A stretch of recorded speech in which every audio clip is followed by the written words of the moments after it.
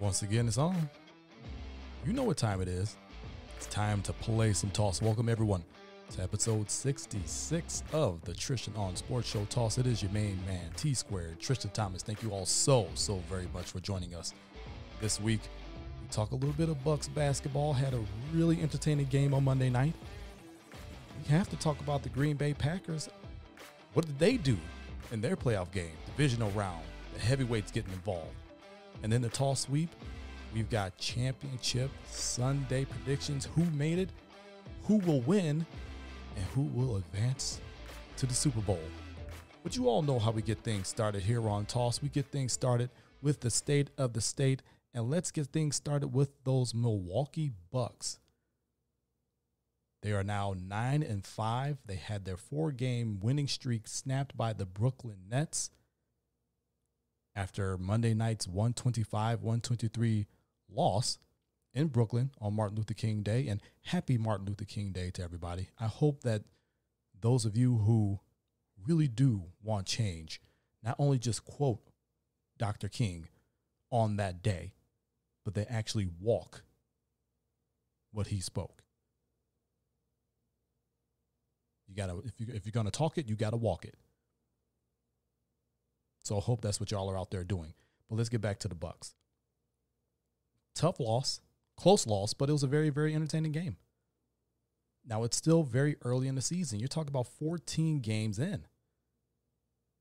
I am not going to sit here and analyze the whole Milwaukee Bucks on what type of team I think they're going to be, because you guys know the rules here on Toss. Especially in this season. Short off season. Short training camp. Short preseason. You are not going to be able to make a determination on what kind of team this is and going to be until at least 25 to 30 games. So I am still amassing my intel. I'm still watching the games back, breaking it down the best way I can. What's working? What's not? What's being worked on? What needs to be worked on? What's happening? What needs to happen? They're still trying to figure things out at this point. So we're not going to break down what this team is going to be. But we can have a little bit of fun with this game. The Bucks were really top heavy Monday night against Brooklyn. Giannis was his regular stellar self, 34 points, 12 boards. Chris Middleton missed the potential game winner. 25 points, 4 rebounds, 4 assists. Drew Holiday, solid as usual, 22 points. 6 and 4 to go along with that. 6 assists, 4 rebounds. Good defense, as well as Middleton, as well as Giannis. Brook Lopez chipped in 15 points. But they were really top heavy. The bench really didn't do much. And if I had to start analyzing an area on this team, I will just say that the bench, with all the potential they have to be really good, they left me with my head scratching and my eyebrow raised a couple of times. Last night was one of those times. The bench really did not come to play. They were really top heavy. The starters did a lot of the heavy lifting. And when you have Kevin Durant and James Harden on the other side, and those guys are getting attention, and then you got Joe Harris, who just continues to be a Bucks killer, shooting lights out, makes things a little bit more difficult when you can't get that really good production off the bench that you are accustomed to getting. So if I had to nitpick at anything, it would be the bench, because once again, they really did not show up. And this team cannot afford to just be top heavy. It'll win you some games in a regular season. But come playoffs, you're going to need those guys. When things grind down and slow down a little bit, you're facing the absolute best of the best, you're going to need those guys off the bench to provide more than energy. We need production. You need points. You need rebounds. You need defense. But again, that goes into Budenholzer figuring all that out. trying to get a rotation down, trying to get some consistency out of guys, but you can't really do that when you're not consistently playing. But again, I don't want to nitpick. That's for a few weeks down the line when they have more games under their belt. But it was really just a fun, entertaining game. Back and forth. Some of the best in the NBA going at it. I just have to say the league is much better with a healthy KD, a healthy Steph Curry. Kyrie, I hope he and his family are doing well. He came out in press conferences earlier today, and he's coming back into the fold. They're getting his conditioning up. He'll be back on the court really, really soon, but you just hope that all of his off the court, I don't want to call them issues, but I would say challenges, are getting better for himself and his family. But when he gets back onto the court, I mean, that team's already a problem with James Harden and KD. You add a Kyrie to that just makes them even more dynamic. But you wonder if they'll have the same problem that the Bucks are having right now, where they're completely top heavy and they don't get things from other players, from the bench, from the other starters on the team. Certainly wasn't a problem last night. It was for the Bucks, but it wasn't for the Nets. But I digress. Game of the year for me so far in this young season. Game of the year, back and forth, the ebbs and flows, the headaches, the jubilation. You hate that they had to, that they lost that game. But I can't really be mad about it. I mean, they went toe-to-toe with those guys and had every opportunity to win that ball game. They just didn't make the necessary plays to do so. Nets were already going to be a challenge with KD and Kyrie on that team. You added James Harden to it. I mean, that a dynamic scorer, a dynamic player, no matter how you feel about him. You can call him inefficient. You call him a turnover machine. But he's a former NBA MVP. He's a multi-time scoring champion. He's averaged well over 30 past 4 seasons. I mean, the guy is just dynamic, doing things at a rate that we have not seen in a long, long time. Nets are going to be really difficult in the Eastern Conference. Bucks are still trying to get things together. I so badly want to go into a deep dive on that, but I'm not going to do it right now because there's just not enough data. There's just not enough tape. There just haven't been enough games for this team to be what they're going to be. And that should really excite everybody because currently, I mean, they came into the game number 1 in the Eastern Conference. After the game, because they lost, they're now number 2 in the Eastern Conference. And that's after some really early season struggles, and it's still early season, but out the gate, they kind of stumbled a little bit. Recovered, started to find their groove. Still have work to do. It's not a final product, or it's not a finished product by any means.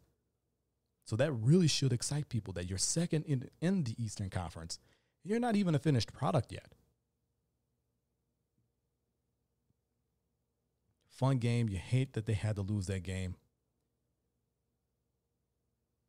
But I can deal with a 7-game series of that.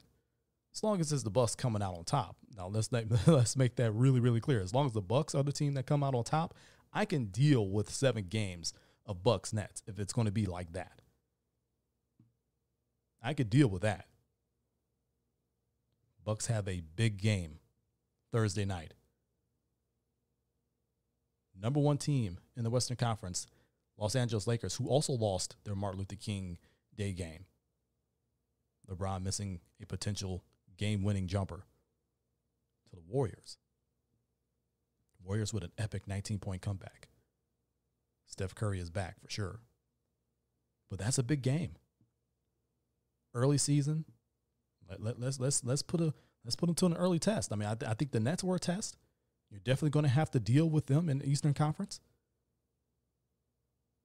But you're going up against the defending champs who are 11-4. It's a big test. Bench has to be better. Lakers have a bench where that produce, and you have a team that has had 6 guys scoring double figures on 8 different occasions already this season.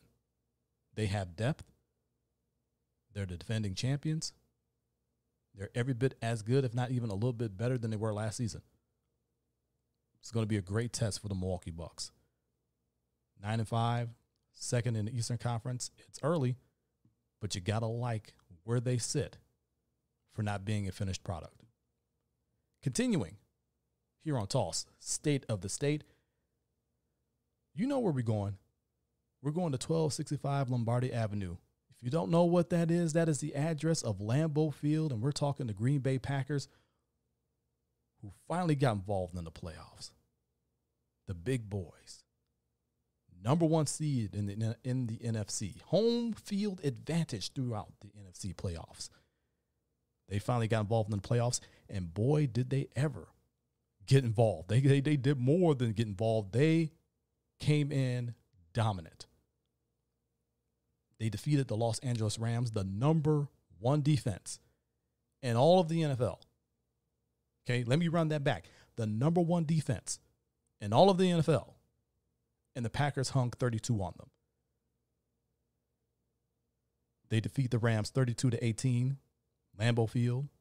Had a little bit of everything, a little bit of wind, a little bit of cold, a little bit of snow flurries, whole lot of offense and a whole lot of defense.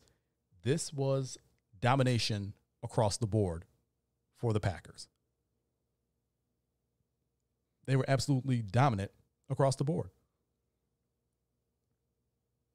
Devontae with 9 catches for 66 yards and a touchdown. Went over to Jalen Ramsey before the game. They were talking a little bit. Ramsey's kind of egging him on as well. You know, Devontae came over. Hey, I ain't them other dudes that used to cover. I ain't them other dudes you covered. You ain't going to do that to me, basically. Ramsey, just make sure you follow me. Wherever I go, just make sure you follow me. How'd that work out for you? All that mouth, and you're going up against the best wide receiver in the entire league. There cannot be a question about that. We're not saying that because this is a Wisconsin-focused sports show with an eye on the nation.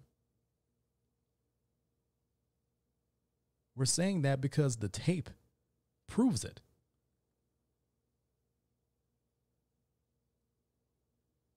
If you're saying that Devontae Adams is not the best wide receiver in all of the NFL, you're just being a hater. You're just being salty. All these emotions, and you choose hate. It's ridiculous. He goes out there, he puts up work, he finds a way to get himself open. His footwork is just masterful. His releases, beautiful. His ability to catch the football up high with hands, late, those good late hands where he gets them up at the last second so the defender has nothing to try to grab onto and try to deflect the ball out of. He has become a master at this craft, and he continues to get better. Aaron Rodgers, surgical. I think everybody saw the smirk when he saw single high safety coverage. He knew whoever he was going to throw the ball to. He essentially called a shot. I think that was the Allen Lazard 58-yard touchdown pass. I mean, when you see that smirk, it's over. You might as well just walk off the field. Absolutely surgical. The offense rolled up 484 yards worth of offense. That includes 188 yards rushing. 188 yards rushing. What did I tell y'all a few weeks ago? Tennessee Titans came into Lambeau Field. You knew you had to stop the NFL's leading rusher and Derrick Henry. The defense was able to do that. But you also had to run the football because of the weather conditions. Now, they were able to pass the football very well. But that was the A.J. Dillon breakout game. Sunday night. against the Titans. I said in this kind of weather, at this time of year, when you're getting ready to go to the playoffs, and the weather has turned, it's colder, it's windier, passing conditions are not ideal. You're going to have to be able to do two things. Play physical defense, which this Packers team, who finished 9th overall in total defense, is able to do, and run the football, which the Packers are able to do with that elite offensive line. Yes, elite. Even without Bakhtiari, they were able to handle this front of the Rams and keep Aaron Rodgers clean. They kept him clean. Did not allow a sack. But I digress. You go back to what I was talking about. You need to be able to play physical defense and run the football, and they're able to do that with those three backs: Jamal Williams, Aaron Jones, A.J. Dillon. A.J. the Sauce Dillon. I want to give him his props for that one. Got to say the man's name right. A.J. the Sauce Dillon. And they were able to do that. Now, A.J. Dillon did get a little bit banged up, quad injury. Sounds like he should be okay to go for the NFC Championship game, but we'll see. But they were able to run the football effectively, 188 yards, 2 rushing touchdowns, one by Aaron Rodgers where he absolutely took the soul of one of the linebackers on a pump fake, able to scamper in. And Aaron Jones finishing off a drive, and it was the first drive of the second half. An explosive 60-yard run to start the second half. Ends up finishing off that drive with a short yardage touchdown. To be able to run the ball effectively, because you know Aaron Rodgers is Aaron Rodgers. You give him that time. Those receivers continue to get open. He's going to carve you up. He can read the defense. The man's a Hall of Famer, a world champion, a multi-time MVP, about to be a 3-time MVP. Let's make that clear. He's the clear choice for MVP. At one point, I thought it was going to be a co-MVP. He is the clear choice for MVP. I don't think there's any question. You know he's going to be able to pass the football. Yeah, he had some rough games, especially against an opponent from Week 6, which will end up being their opponent for the NFC Championship game, but we'll get to that later. You have some off games like that, but for the most part, he's going to be able to go out there and do his thing. Can you run the football effectively? That has been a question about this team for a long time. Now, over the last couple of years, it's been less of a question. It really hasn't been a question. You have been able to run the football effectively. And now you have 3 backs that you can rotate. Aaron Jones, still your bell cow. Still your two-way threat. He's gotten better at blocking, but he could run the football on the outside in between the tackles. He could catch the football out of the backfield. You could also split him out wide. Jamal Williams could do a lot of the same things. A.J. Dillon, he's that hammer. When you're running that 4-minute offense, you need a big bruising back like him, Quadzilla, to close it out for you.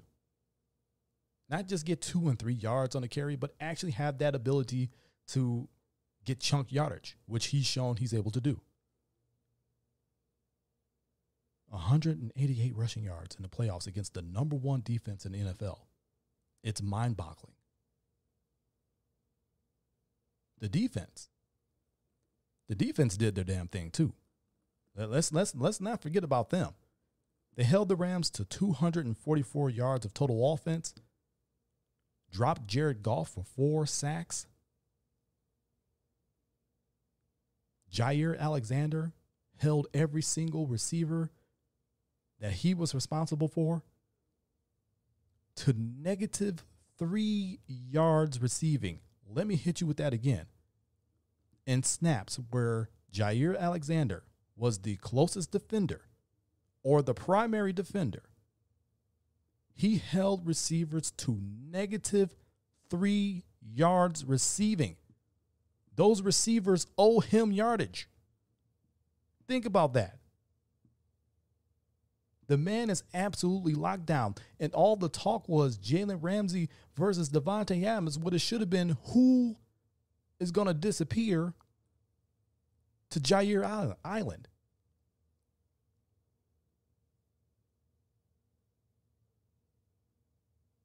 The defense is playing like a Mike Pettin defense normally plays like. Remember, there was a time where Mike Pettin's defenses never finished lower than 10th in total defense as a defensive coordinator. Now, he had those couple of years where he was the head coach of the Browns. He had them playing better defense, but it wasn't quite the top 10 defense that we're accustomed to seeing him coordinate. But your responsibilities change when you're a head coach. You're accountable for more, and it didn't work out for him.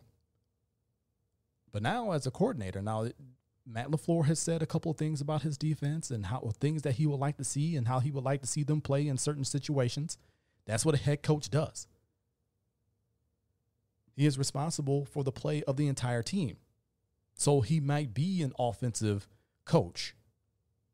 He calls the plays. He puts together the offensive game plan. He and Nathaniel Hackett,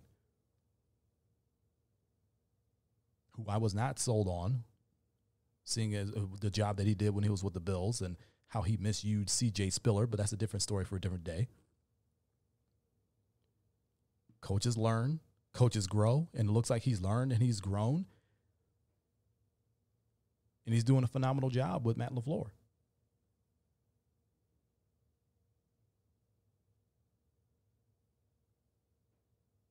But Pettin has this defense playing at a top 10 clip. Again, they were number 9 overall. Total defense. The questions about this running defense. I think after that Titans game where they held Derrick Henry to 98 yards on 23 carries was really the game that cemented in a lot of people's mind that, okay, this is not the same defense same run defense that we saw earlier this season or even last season in last season's NFC Championship game where they couldn't stop a nosebleed. This offense is better. This defense has gotten better. It's grown right before our very eyes, even this season. This is a team that's beginning to peak at the right time. Now, I don't want to say they've peaked at the right time because that means that it's over. They're not getting any better. I don't want to put that jinx or that whammy on them. I'm not going to do that. I'm going to say they're beginning to peak at the right time because they are.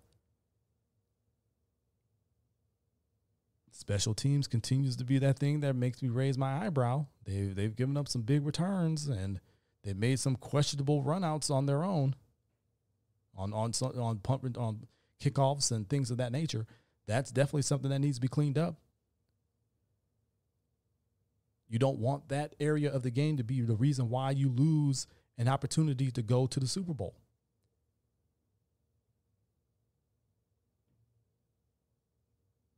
There's a lot of excitement, as there should be. NFC Championship game, you finally get one at home. As I said before on the Toss blog on tossnationmedia.com, Aaron Rodgers wanted this. He was salivating for this.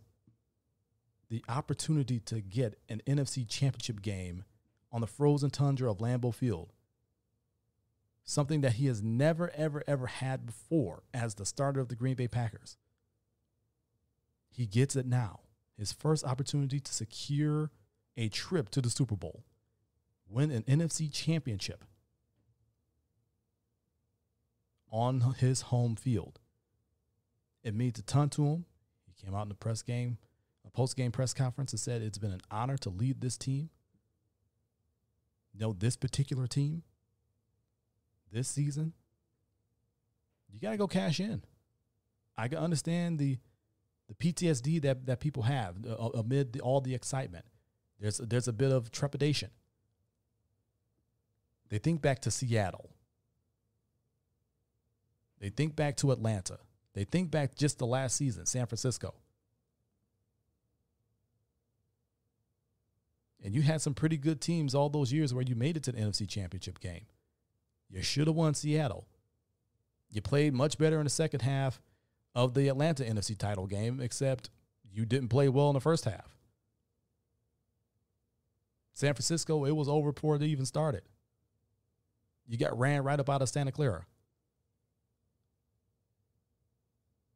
But now you're on your own turf. You're in the second year of an offense that people are having one hell of a time trying to figure out. You're virtually an automatic 30. Your defense, which has had much potential, is finally starting to realize that potential. They're starting to come together.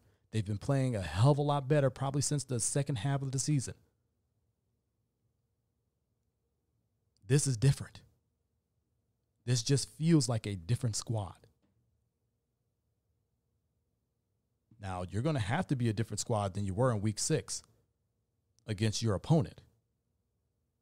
And we'll talk about who that is. Some people already can figure it out when I said week 6. Most of you already seen it on social media. Most of you already watched the games and know who it is. But we'll talk about that in a tall sweep. But it's going to be a hell of a challenge. Make no mistake about it. You have a tough challenge. And you knew the road was not going to be easy. You knew it wasn't going to be easy. But at least it's in familiar territory. And now with fans back in the stands, you get that extra bit of juice. And it's going to matter. It's what's going to make home field advantage matter. It may not be the 80,000 that you're accustomed to having. But those 8,000, 9,000 people that were in the stands, Aaron Rodgers said it felt like 50,000 people. You're going to need that same type of juice from those fans at Lambeau Field Sunday afternoon for the NFC Championship game. Speaking of which, let's go run the tall sweep.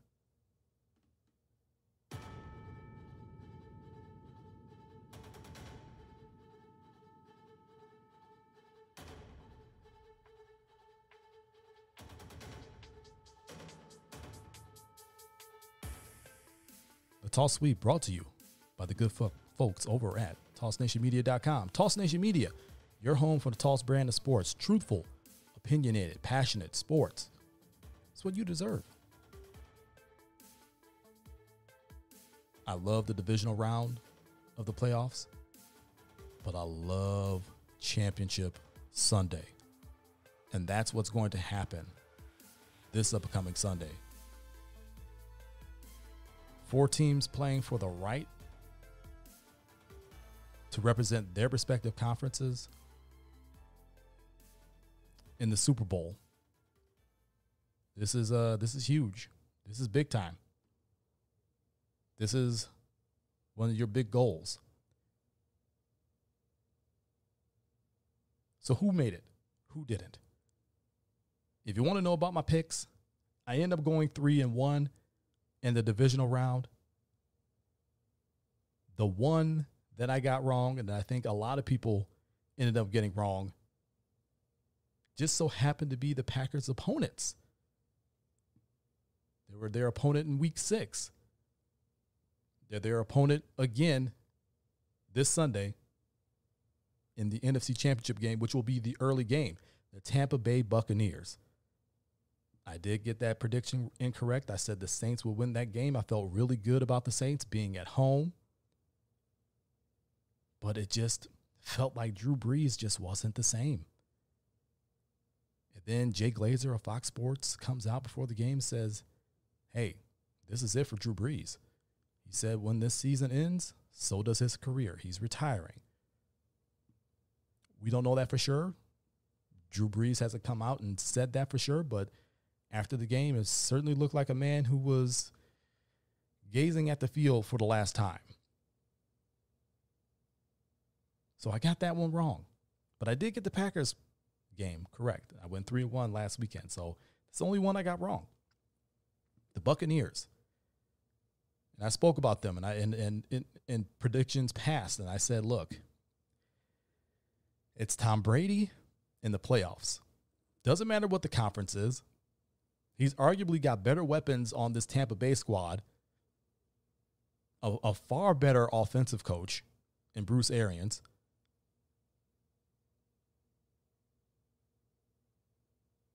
In the end, you have to, it doesn't matter what the conference is. It just seems like you have to go through Tom Brady to get there. To get where you want to be, you're going to end up having to go through Tom Brady. And here we are in the NFC. He's in yet another title game.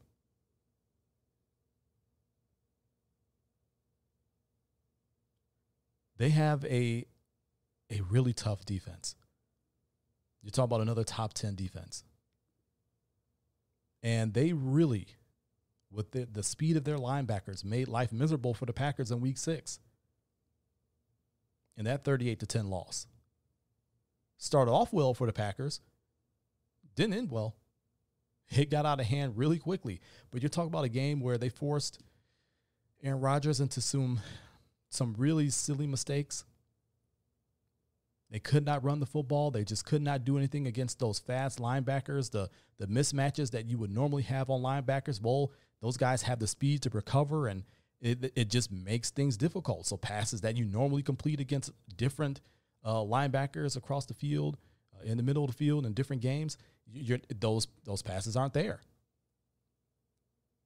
They were able to get pressure on that offensive line, and that's when they had David Bakhtiari. Now you don't have Bakhtiari. Now, granted, you kept them clean. You kept Aaron Rodgers clean. And you ran the football for 188 yards against the number one defense in the Rams.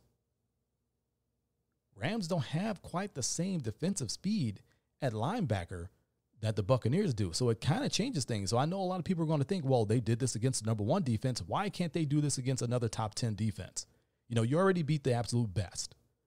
Why can't you do this against Tampa Bay? I'm not saying they can't, but I'm saying a lot of the things that they were able to do against the Rams, it's going to be very difficult to do with the speed of those Tampa Bay Buccaneer linebackers. Tom Brady, he's going to take shots down the field. In their last matchup in Week 6, Mike Evans was a forgotten man when he was up against Jair Alexander. Alexander held him to nothing. No catches, no yards. Going to need another effort out of him for that, and he's been pretty much on the money. That's why they call him Ja Money. This is going to be a really tough one because you don't really want to bring into the equation what happened in the regular season, because look at what happened with the Saints game last week. Saints beat the Buccaneers twice in a regular season. It's really hard to beat one team 3 times in a season in the NFL. It is extremely difficult to do that. And the Saints weren't able to do that. They were not able to beat the Buccaneers for a 3rd time. Tom Brady went and figured it out. Bruce Arians went and figured it out. And they beat those boys in the Bayou. This is the second matchup. You don't want to bleed the regular season into it. That was a different Packers team then. That was a different Buccaneers team then. They're doing a lot of different things that they weren't doing well now. This is going to be a back and forth game, I think. And I couldn't tell you what it will come down to, because, again, you got 2 good defenses. You got 2 good offenses. Can the Packers get enough pressure on Tom Brady? Can they get home on some of that pressure? Will they be able to run the football? Because the Buccaneers may be getting Vita Vea back. You're talking about a significant boost to that defensive line. They get Vita Vea back. That makes things even more difficult than they were going to be. But at the end of the day, I have confidence in the Green Bay Packers. I say the Green Bay Packers win that ball game. Home field advantage means something. Those fans in the stands making all that noise means something. The way that they've been playing since the second half of the season began means something. As I said, in State of the State, they're beginning to peak. They're just starting to peak, playing their best football of the season and at the right time. I say that continues on Sunday. The Green Bay Packers win. They become NFC champions, and they move on to the Super Bowl for a crack at a 14th World Championship. In the late game, and these two teams I did get correct on my predictions on Divisional Sunday. The 2-seeded Bills going up against the 1-seed Chiefs. Now, the big headline is with the Chiefs. Will Patrick Mahomes play? He is still currently in concussion protocol as we record this program. He is also dealing with a foot injury, which caused him to be hobbled and hobbling around before he even got concussed. And that concussion was a little bit scary. You kind of saw his eyes roll in the back of his head a little bit. When he tried to stand up, he went immediately back down. He was just wobbly, woozy. It was a really scary scene. And as soon as I saw that, I was like, he's concussed. I'm like, he is not coming back. Sure enough, about 20 minutes later, yeah, he's out for the rest of the game. He has a concussion. He's in concussion protocol. Same thing that happened to Lamar Jackson the night before in their game against the Bills. Hope those guys recover from that. Those concussions are no joke. That muddies the waters a little bit. Now, I know Chad Henne came in relief, picked up a huge first down.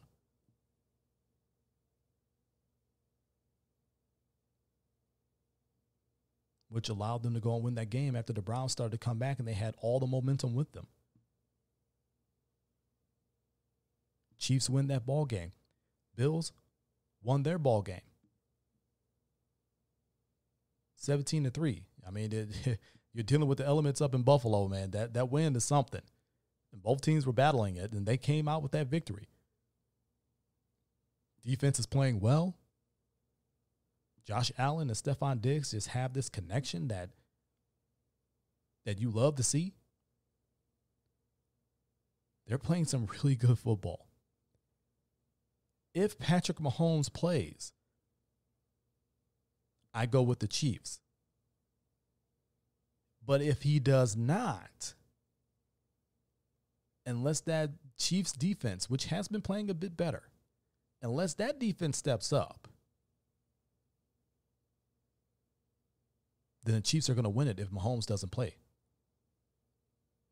You got to remember, this is another rematch from the regular season, just as the Packers and Buccaneers is. Chiefs barely beat the Bills in the regular season. You're talking about 26-17. That was a very close game.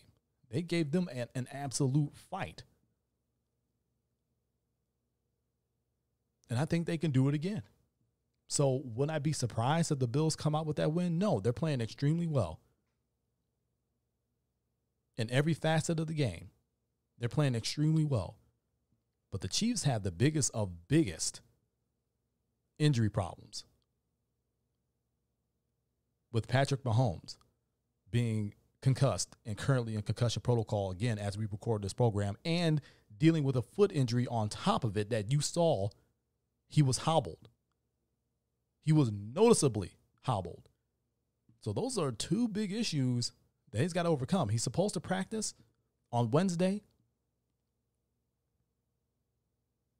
He still has to go through the rest of the protocol and answer the call on those things. But right now it's up in the air. So I'm going with the Chiefs. But if Mahomes does not play, I'm going with the Bills. I got to do that because I just don't know. We don't know Mahomes' status. That's the biggest factor in this game. Can they win without Mahomes? Well, I mean, they squeaked past the Browns without Mahomes for a better part of a half. It's possible they could definitely go and win this game against the Bills, but I mean, you're dealing with a little bit more potent of an offense. Not that the Browns' offense wasn't potent. I mean, you got two great running backs with Nick Chubb and Kareem Hunt, who was returning to Kansas City. Jarvis Landry, Donovan Peoples-Jones, a receiver. Baker Mayfield was playing really, really well, wasn't making the same mistakes that he had become known for. But look, the Bills are a bit more of a challenge. So again, Green Bay wins the NFC Championship. The Chiefs win the AFC Championship if Patrick Mahomes plays, but if he does not, that will go to the Bills. So I guess on that side of the ledger, I'm still a little bit undecided. Something tells me it's going to be the Chiefs outright, though. So I'm looking forward to a Packers-Chiefs Super Bowl. Well, y'all, that'll do it for me. That's episode 66 of Toss, the Tristain on Sports Show.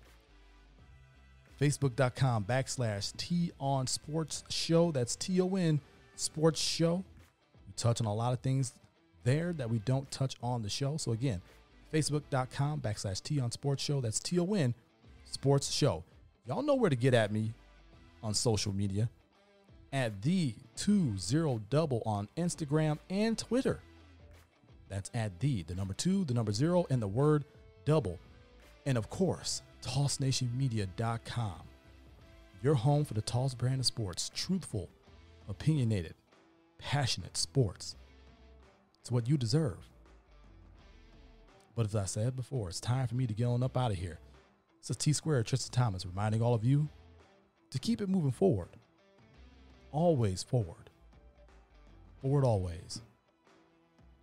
Until next week, so long from Toss.